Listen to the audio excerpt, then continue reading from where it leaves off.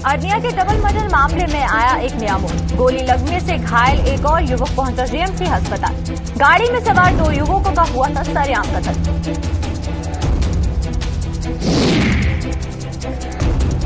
Western disturbance से कश्मीर में जगह जगह बर्फबारी से भरी ठंड। गुलमर्ग की हसीन वादियों की ने ओढ़ी बर्फ की सफेद चादर। कुपवाड़ा में प्रशासन ने एहतियातन लगाई यातायात पर रोक। भाजपा ने पाकिस्तान को छल और कपट का सरगना दिया करार। शारजहां उड़ान के लिए हवाई क्षेत्र पर पाबंदी लगाने पर सुनाई खरी खोटी।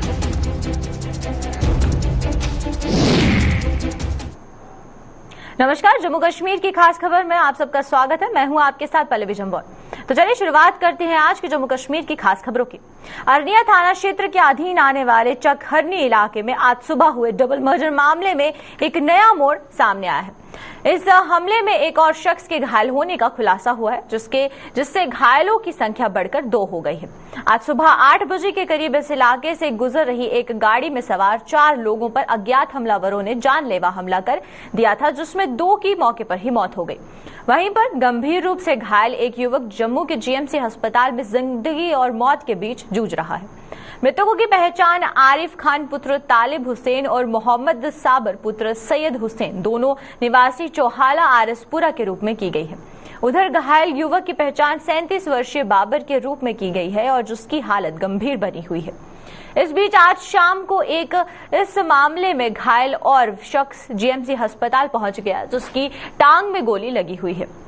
इसकी पहचान 24 वर्षीय प्रवीण कुमार पुत्र राजकुमार निवासी चक मोहम्मद यार आरसपुरा के रूप में की गई है, जो हमले में घायल होने के बाद संदिग्ध परिस्थितियों में मौके से फरार हो गया था।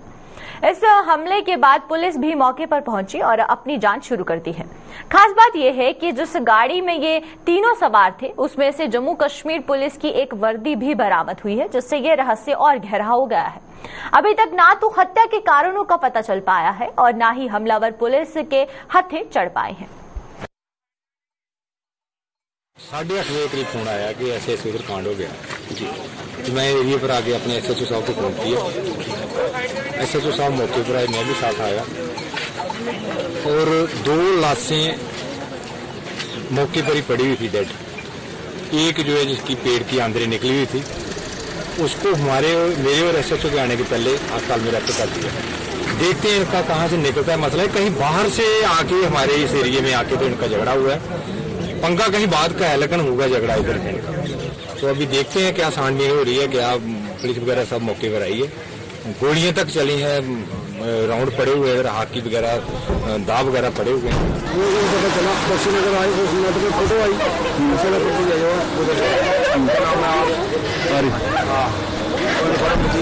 निकल आए। घर में शादी का मोड़ है, हमारी किसी के साथ दुश्मनी नहीं, कोशिश नहीं। इंक्वायरी हुए पता चले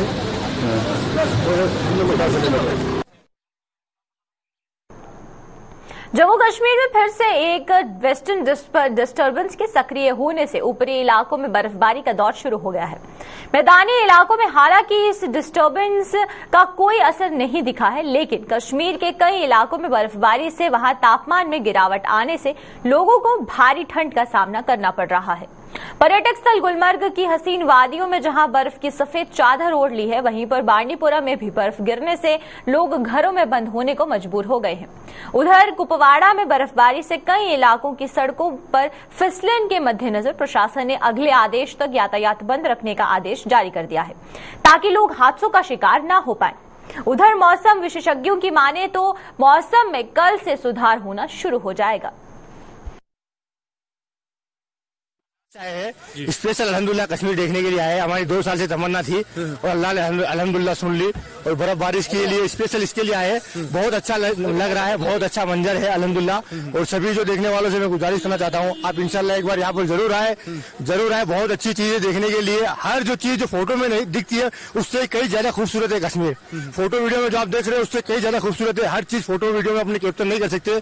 लाइव आप आकर देखो, ऐसा मंजर कहीं पर नहीं मिलेगा आपको जो कश्मीर में मिलेगा। जो ड्राइवर हजरात हैं और लोग हैं, उनको रिस्ट्रिक्ट किया है कि मोमेंट, जो कि लाइफ जो है बड़ी कीमती है उसको मद्देनजर रखते हुए हमने ऑलरेडी ऑर्डर्स इशू किए हुए हैं और we are not allowing any traffic movement on all these 3 border roads till the weather improves. माध्यम से भी लोगों से गुजारिश करूंगा कि वो जो है इस बारिश और बर्फबारी के दौरान जो है वेंचर नहीं करें, सफर नहीं करें और थोड़ा सा अपना सफर को जो है चेंज कर लें। कल से फिर मौसम अमूमन ठीक रहने का इम्कान है, यानी कि 6 से लेके तकरीबन 15-20 तारीख तक अमूमन मौसम ड्राई रहने का, यानी कि खुशक रहने का इम्कान है। जहां तक दर्जा हरारत की बात करें तो दर्जा हरारत में दिन की दर्जा हरारत में इतना ज्यादा इजाफा नहीं होगा, लेकिन मिनिमम टेम्परेचर 1-2 डिग्री सेल्सियस काल से फिर आहिस्ता आहिस्ता गिर जाएगा।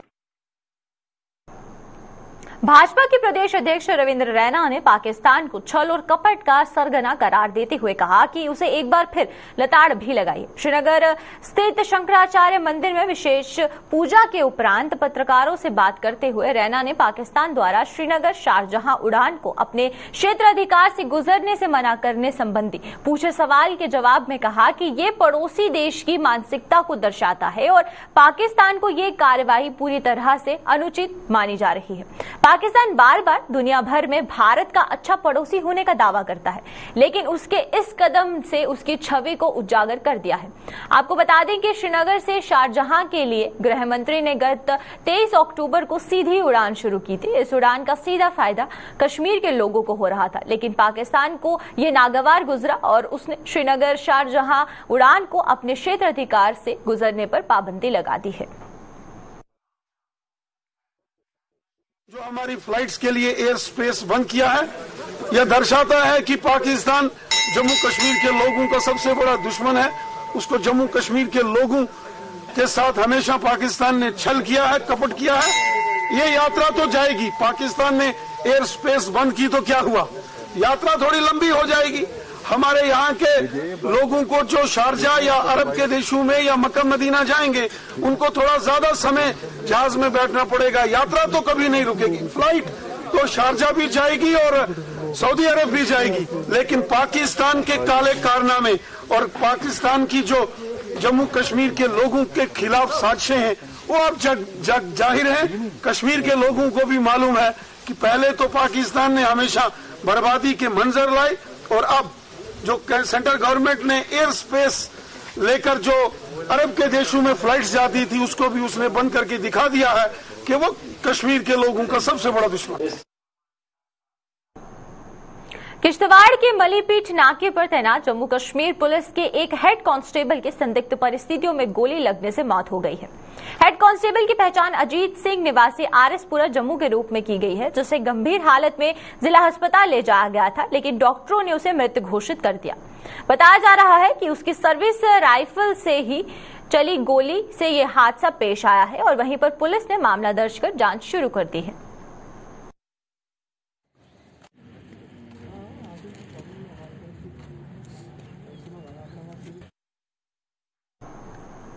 कुपवाड़ा के चंडी गांव स्थित आर्मी गुडविल स्कूल में शिक्षा हासिल कर चके शाह अबरार उल हक युवाओं के लिए रोल मॉडल बन चुके हैं।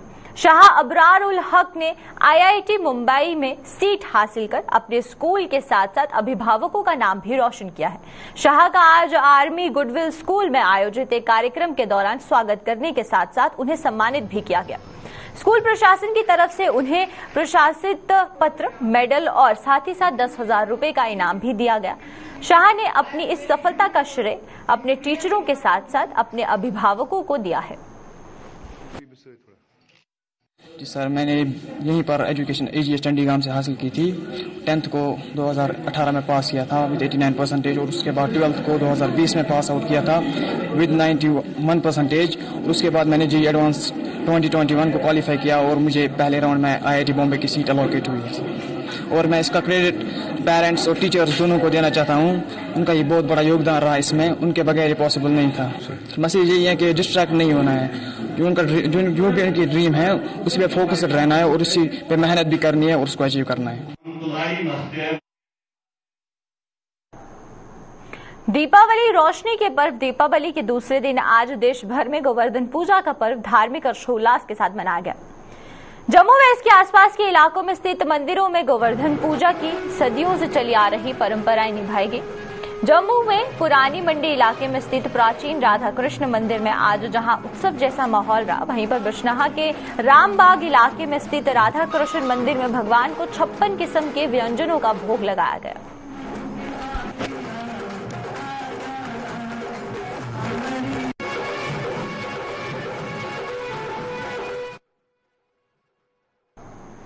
विश्वकर्मा सभा आरएसपुरा द्वारा आज भगवान विश्वकर्मा जयंती धूमधाम के साथ मनाई गई।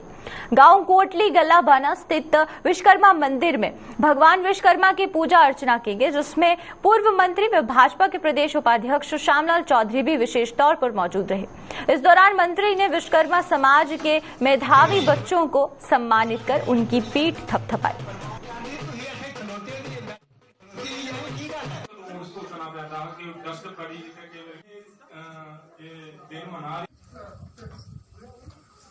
वार्ड नंबर श्री श्याम चौधरी जी, वाइस प्रेसिडेंट।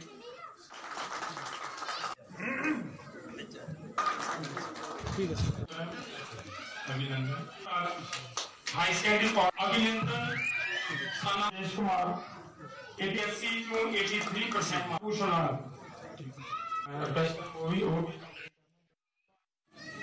आपस प्यार और तालमेल बने रहना चाहिए। कोई भी बरादरी, कोई भी समाज ताई तरक्की करता है कि अगर मिल के उस समाज की लैके भी चलिए। इन सारे हर दिन की तरह अज बाबा विश्वकर्मा जी के दिन मना रहे हैं, क्योंकि सानू ये भी याद रहना चाहिए कि अं समाज आए और समाज की कोई अच्छा कर्म किया। मेरा बड़ा अच्छा कि सारी बरादरी आज इकट्ठे होकर हर साल इस दिन की मनाने और आपस में बड़ा प्यार सत्कार है। और सानू भी हर साल अपने लोगों के सामने लोगों के नाल मिलना, दर्शन करने का मौका मिलता है। जीएमसी जम्मू के बॉयज हॉस्टल के मैदान में किनारे आज 120 पौधे लगाए गए। इस मैदान के रखरखाव के लिए शुरू की गई मुहिम के तहत आज जहां सोशल फॉरेस्ट्री डिपार्टमेंट के सहयोग से एक प्लांटेशन ड्राइव चलाई गई, जिसकी शुरुआत जीएमसी के प्रिंसिपल डॉक्टर शशि सुधन शर्मा ने की।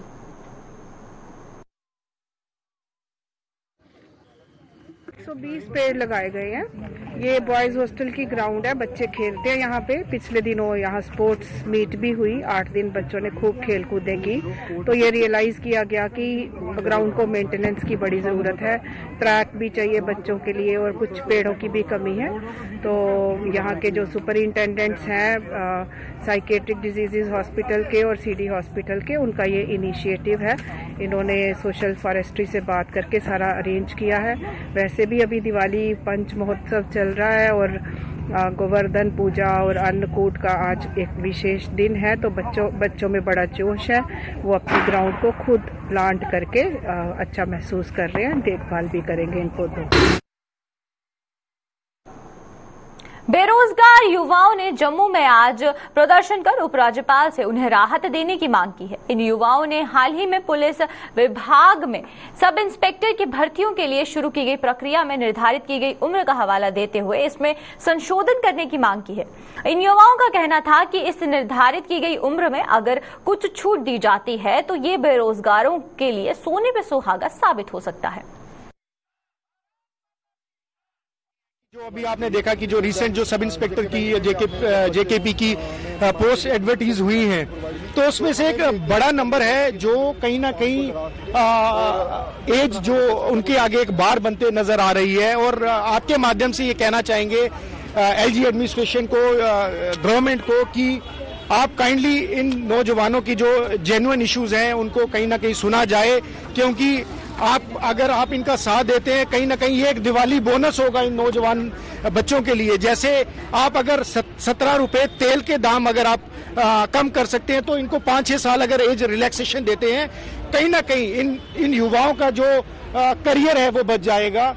लंबे टाइम से ये लोग नौकरियों की वेट कर रहे थे, ये सोचते थे कि जैसे एडवर्टीज नौकरी होगी हम लोग उसमें हिस्सा लेंगे, एग्जाम क्वालिफाई करेंगे और जेकेपी का हिस्सा बनेंगे, पर कहीं ना कहीं इनको ऐसा दिखता हुआ नजर नहीं आ रहा।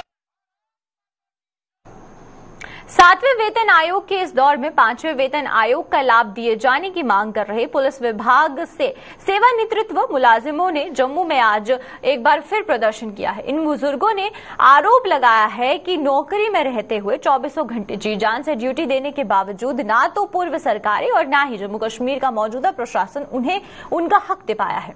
वो पिछले कई सालों से झूठे वादे और नारे सहते आ रहे हैं, लेकिन जमीनी स्तर पर उनकी सुनवाई नहीं हो पा रही है। भी जो हमारा बनता है वो दिया जाना चाहिए। हमारे जो साथी इतनी हार्ड और फास्ट ड्यूटी देने के बावजूद 24 आवर ड्यूटी देते हैं, फिर भी हमें ये डिनाई कर इन्होंने किया है। तो जितनी भी हुकूमतें आई हैं सबको हमने रुजू किया, उनको रिप्रेजेंटेशन दी है और किसी ने भी हमारी इस बात को सुनने की हिमाकत नहीं की है। सब ने लारे वादे और झांसे ही दिए। हम ये चाहते हैं कि गवर्नर साहब से दरख्वास्त है कि हमारे इस देराने मसले को जल्द से जल्द हल किया जाए। जिन लोगों ने मुल्क की सालमियत और एकता अखंडता के लिए अपनी जानों तक निशावर की है, उनके साथ ये बेइंसाफी हो रही है, ये नाकाबिले बर्दाश्त है, ये बर्दाश्त नहीं की जाए। अभी रिसेंटली हमने होम मिनिस्टर साहब से भी रिप्रेजेंटेशन दी और उम्मीद है कि शायद हमारे मसले को गवर्नर साहब या होम मिनिस्टर साहब इनिशिएटिव इसको लेंगे और हमारे इस मसले को देराने मसले को हल करने की। दीपावली की रात जम्मू के एक कारोबारी के लिए काली रात साबित हुई। शहर के लोअर रूपनगर इलाके में इस कारोबारी की दुकान में संदिग्ध परिस्थितियों में आग लग गई और उसे सड़क पर ला खड़ी दिया है। वीरवार को रात 12 बजे के करीब बंद दुकान से धुआं उठते देख दमकल विभाग को सूचित किया गया और लोगों ने भी कड़ी मशक्कत के बाद शटर को तोड़ा, जिसके बाद दमकल की गाड़ियां भी मौके पर पहुंच गई, लेकिन तब तक बहुत देर हो चुकी थी। दुकान में रखा सामान और कुछ नकदी भी जलकर राख हो गई है। ये आग किन कारणों से लगी है, पुलिस ने मामला दर्ज कर जांच शुरू कर दी है। 12 बजे बाद नहीं ऊपर सुते पता लग गया भाई तू आया। उसके बाद ये थल्ला आए ना, जे थल्ले आए तो उसके बाद नहीं फायर उठा 100 नंबर डायल किया ने। 100 नंबर वाले आखे भाई फायर ब्रिगेड तुम्हारे को पुजी आ। वो 2 गड्डियां उनकी आई हैं और काफी पूरा इलाका था, कम से कम 100 बंदा आया था दिखने वास्ते, शटर तोड़ने वास्ते। जख्मी भी हुए, मैं भी राती जख्मी हुआ, मेरा मुंडा पूरा लगी था। काफी लोग बड़ी मेहनत करना, बड़ी जबरदस्ती शटर तोड़िया राती। तोड़ने के बाद फिर अग पर उन्हें कंट्रोल पाया और उन्हें तक नुकसान सारा हो चुका था। जिन्ना नुकसान आया सारा सड़ी आ, सड़ी के कैश पे थी अंदर 2-4 बैंक छुट्टी वो भी कैश होती, कैश चलती है, ब्रेड भी रोज कम से कम जिन्नी भी जल्दी है सारा अंदर उसास गवाही आते, क्योंकि साढ़े आहिंदे कन्नै कम भी करने सारा नुकसान अंदर जिन्ना माल वो भी सड़ी आ, पैसा भी सड़ी आ, काफी नुकसान इनका इन्ना होया कि हद कोला ज्यादा।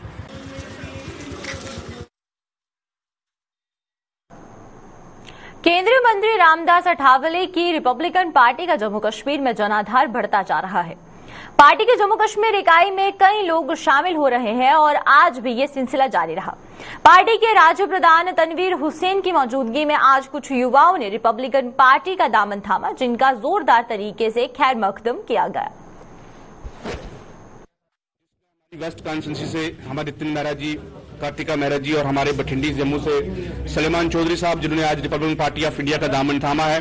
मैं अपनी तरफ से और अपनी पार्टी की तरफ से, अपने तमाम उम्मीदवारों की तरफ से उनका पार्टी में वेलकम करता हूं। और जम्मू कश्मीर में एक नई शुरुआत हो रही है, एक नई पॉलिटिक्स, वो चेंज ऑफ पॉलिटिक्स कहते हैं, वो चेंज यहां से शुरू हो रही है। और आप देखेंगे आने वाले दिनों में ये पूरा, चाहे जम्मू कश्मीर के अलग अलग कॉन्फ्रेंसेज हो, हम उनके लोगों के बीच में जाएंगे और काफी लोगों का हमें जो है रिस्पांस मिल रहा है।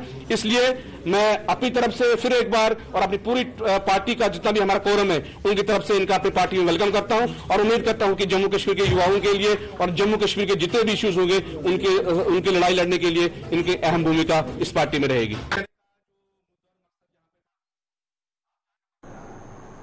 दीपावली के पर्व पर जम्मू कश्मीर को एक बड़ी सौगात मिली है। वीरवार को सुबह जहां जम्मू कश्मीर में पेट्रोल की कीमत 6 रुपए और डीजल की कीमत 12 रुपए की कटौती हो गई थी, लेकिन वहीं पर देर शाम को आए एक सरकारी आदेश से लोगों में खुशी का माहौल देखने को मिला। जम्मू कश्मीर में पेट्रोल के दाम में 12 रुपए और डीजल के दाम में 17 रुपए की कटौती कर दी गई है। बात करें अगर हम जम्मू की, तो यहां पर अब पेट्रोल के 96 रुपए 17 पैसे और डीजल 80 रुपए 35 पैसे प्रति लीटर के हिसाब से मिल रहा है। लोगों ने प्रशासन के इस फैसले की सराहना करने के साथ साथ रोजमर्रा की अन्य चीजों की कीमतें घटाने पर भी बल दिया है।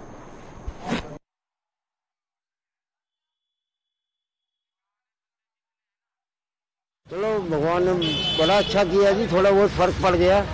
रेट का नहीं तो बहुत ज़्यादा रेट था, अब रेट अच्छा हो गया, चलो फर्क पड़ेगा थोड़ा सा। गवर्नमेंट ने अच्छा किया है। कल 5 हुआ था, आज और कम हो गया है। बहुत बड़ी मेहरबानी। राहत मिली है थोड़ी सी, इससे थोड़ा तो हमें राहत दिखाई देगी थोड़ी सी, मगर ये तभी हुआ है जब बीजेपी ने अपनी सीटें हारी हैं अभी बाई इलेक्शंस में, तो उसके कारण उनको भी लगा कि हमें महंगाई की मार पड़ी है, इसलिए उन्होंने ये डिसीजन लिया है। ऐसे तो वो अभी और रेट ऊपर जाना था, कई राज्यों में अभी भी 120 125 है, तो हमें भी जम्मू में ये उम्मीद कर रहे थे 125 के पार ही जाएगा। ये तो थोड़ी सी राहत का हम फील कर रहे हैं अभी, थोड़ी राहत। इससे तो इतना फर्क नहीं पड़ेगा। गैस सिलेंडर भी देखिए कहाँ पहुँच गया है। ये महंगाई की मार तो काफी पड़ रही है इस वक्त आम बंदे को। ये सबके लिए अच्छी बात है, कोई माड़ी बात नहीं है। मैं तो कहना और को 10 रुपये रियायत होए तो इतने ही रहे, मुड़ के ना मैं उत्ते जान लग पे फिर ठीक है, जो है ठीक किया। वो नहीं, वो फर्क नहीं पड़ेगा महंगाई में। सब्जियां महंगियां, हर चीज महंगी है, गैस महंगा, हर चीज महंगा। सिलेंडर देखो की भाव है कल। चलो इसमें ये होना चाहिए कि गवर्नमेंट की जो पॉलिसीज हैं वो सब गरीब लोगों के लिए होनी चाहिए, और इस पॉलिसी में ऐसा होना चाहिए कि जो भी लोग इस गाड़ियों में मद्देनजर जो आते हैं, गाड़ी चलाने वाले जो लोग हैं, गवर्नमेंट ने इनके गरीब लोगों के लिए पॉलिसी बनानी चाहिए सारी। पर जब बीजेपी जब से आई है, बीजेपी ने इन लोगों को पता नहीं जी क्या चाहते हैं, क्या करना चाहते हैं। इस गवर्नमेंट ने तो इतनी महंगाई कर दी है कि आम लोग जो है खाना खाने से या मुमताज हो जाएगा।